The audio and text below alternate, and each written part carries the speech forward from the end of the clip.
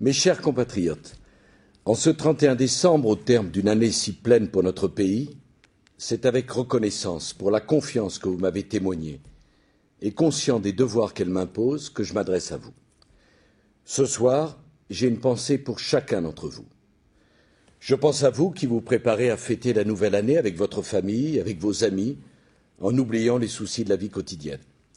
Je pense à vous qui êtes obligés de travailler cette nuit au service des autres, et à vous, soldats français en opération loin de vos foyers et qui risquez votre vie pour défendre nos valeurs.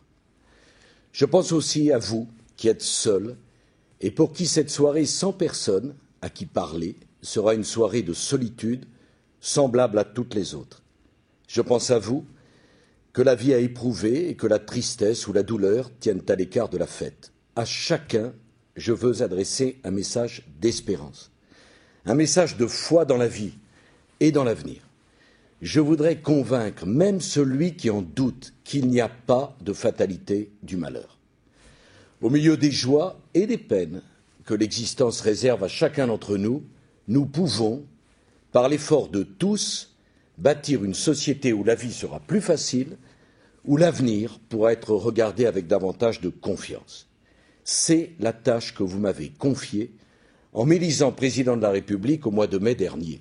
C'est une tâche immense, tant la France a pris de retard sur la marche du monde.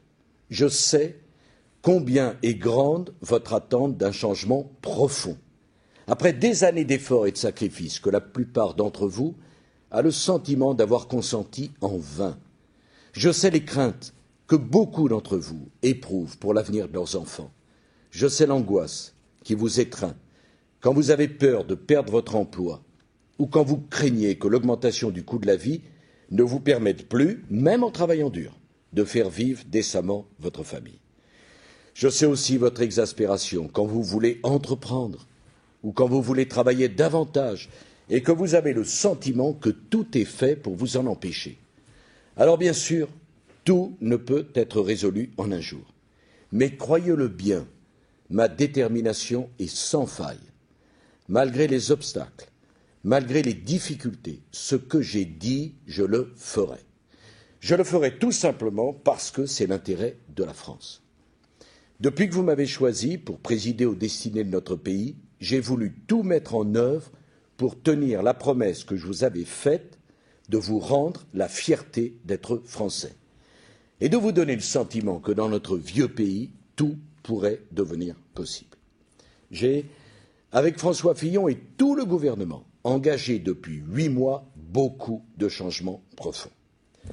À ceux qui trouvent que cela n'est pas allé assez vite, je veux dire que j'ai fait tout ce que je pensais possible de faire en tenant compte de l'exigence du dialogue social et de la négociation. Je ne crois pas à la brutalité comme méthode de gouvernement. Je crois que mon rôle, c'est de convaincre et de rassembler, non de heurter et de diviser. C'est ce à quoi je me suis efforcé dans le respect de tous.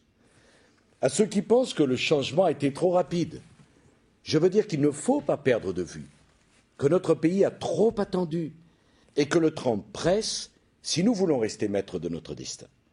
J'ai voulu mettre chacun face à ses responsabilités. J'ai pris les miennes. J'ai pu commettre des erreurs. Mais depuis 8 mois, je n'ai agi qu'avec le souci de défendre les intérêts de la France. Et pas un jour ne s'est passé où je ne me sois répété l'engagement que j'ai pris envers chacun de vous. Je ne vous tromperai pas, je ne vous trahirai pas.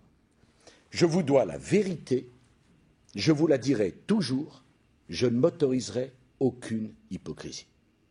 J'ai mis tout mon cœur et toute mon énergie à être le président de tous les Français, et pas seulement de ceux qui ont toujours partagé mes convictions. C'est pourquoi j'ai voulu l'ouverture. C'est pourquoi je l'ai faite avec des hommes et des femmes de valeur. Je ne leur ai pas demandé de se renier. Je leur ai proposé simplement de servir leur pays. Ils l'ont accepté. je leur en suis reconnaissant. Et c'est avec le même esprit d'ouverture, avec la même volonté de tenir mes engagements, que j'aborde cette nouvelle année où, malgré une conjoncture internationale freinée par la crise financière, les premiers résultats de l'action entreprise devraient se faire sentir. Beaucoup reste à faire, mais j'en suis le premier conscient, pour que les mesures mises en œuvre se traduisent par des améliorations visibles dans votre vie quotidienne, pour répondre à toutes les attentes que vous avez exprimées, ou pour que la France retrouve son rang et son rôle dans le monde. En cette fin d'année 2007, une première étape s'achève sur la voie du changement. Ce fut celle de l'urgence. Urgence à dépasser les vieux clivages partisans, urgence du choc fiscal et social pour rétablir la confiance et soutenir l'activité, et qui a permis à notre économie de mieux résister que d'autres au ralentissement de la conjoncture, urgence du pouvoir d'achat, urgence de l'autonomie des universités, urgence de réformer les régimes spéciaux, de libérer et de réhabiliter le travail, urgence du service minimum, urgence de la modernisation de l'État qui commence enfin, urgence des réformes qui attendent depuis 20 ou 30 ans, urgence que la France devienne exemplaire en matière d'environnement, de qualité de la vie, de développement durable, urgence du traité simplifié pour débloquer l'Europe, l'Europe dont je n'ai jamais cessé de penser qu'elle nous était indispensable. Urgence que la France se remette à parler avec tout le monde pour qu'elle puisse jouer le rôle qui doit être le sien, au service de la paix et de l'équilibre du monde, au service de ceux qui souffrent, des enfants et des femmes martyrisés, des persécutés, de ceux qui attendent au fond de leur prison que la France parle et agisse pour eux.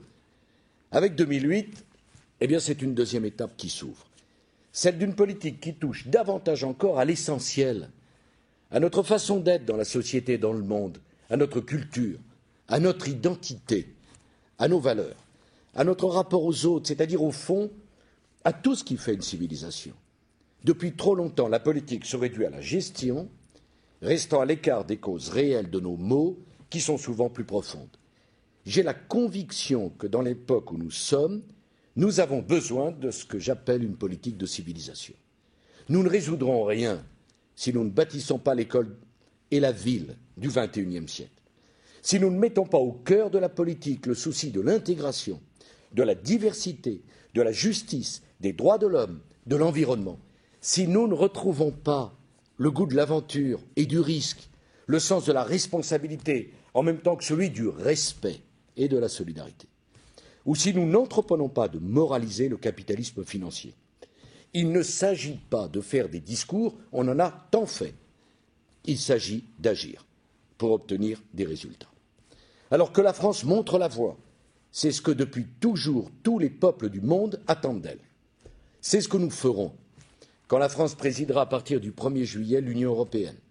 C'est ce que nous voulons faire avec l'Union pour la Méditerranée, qui est un grand rêve de civilisation. C'est ce que nous voulons faire partout dans le monde pour redonner de l'espoir à ceux qui n'en ont plus. C'est ce que, bien sûr, surmontant nos doutes et nos angoisses, nous devons faire d'abord pour la France elle-même. Notre vieux monde a besoin d'une nouvelle renaissance. Et bien que la France soit l'âme de cette renaissance. Voici mon vœu le plus cher pour cette année qui vient. Je souhaite du fond du cœur qu'elle soit pour la France, pour chacun d'entre vous, pour tous ceux qui vous sont chers, une année de bonheur et de réussite. Mes chers compatriotes, vive la République et vive la France.